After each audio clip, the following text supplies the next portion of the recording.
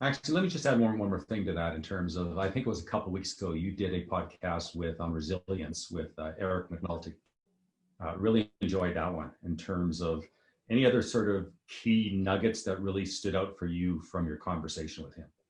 Yeah, Eric has a wonderful book called You're It. It's about how to lead when it matters most. It's about leaders in crisis. And then in context of some other work I was doing, I've been dipping into a bunch of people talking about resilience.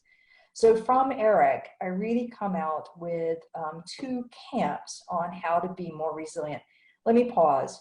We use different words for resilience. Sometimes we say flexibility, adaptability, resilience, and sometimes people use the word grit or variations on that theme. I'm going to stick with resilience because I think it's the better of the collection. But to do resilience, there's a personal side. What do I do personally that's going to make me more resilient? And there are four things. One is a sense of hope that I will come out the other side of this. Not exactly as I was before, but I will come out the other side. I can imagine that it will get better than it is today. Two is the adaptability, the willingness to adjust. If it doesn't work, I'm going to try something different. And that's where grit gets in our way. Sometimes grit and perseverance is the right answer, and sometimes it's the wrong answer.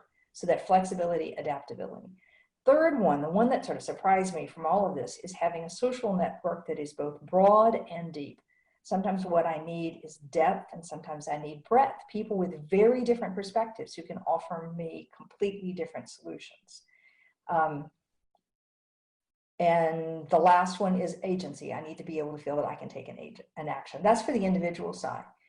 On the cultural side, on the organizational side, there are really four things. And these are the four that struck me most from Eric's conversation. And one is that we have to have a sense of mission, vision, purpose. Anything that is that bigger thing that's beyond ourselves. And whether that word for you is vision or purpose, I don't care. But it's a sense that gives some meaningfulness to the organization beyond just the day-to-day functionality and making money and so on. Second is an intense show of humanity, deep caring. And I don't mean I care now because we're in the middle of this pandemic. I mean, as a leader, you care now, and you're going to care 6 months from now and 2 years from now. And by the way, you cared 6 months ago anyway, that deep sense of humanity. And then the third one, is that sense of, lost my train of thought here, I have to think what it is. Right, a learning mindset, that sense that we can grow. It's right back to the same things that Kyan said in the beginning about the power of purpose and about the power of we're going to create something new. It's a messy middle, same ideas.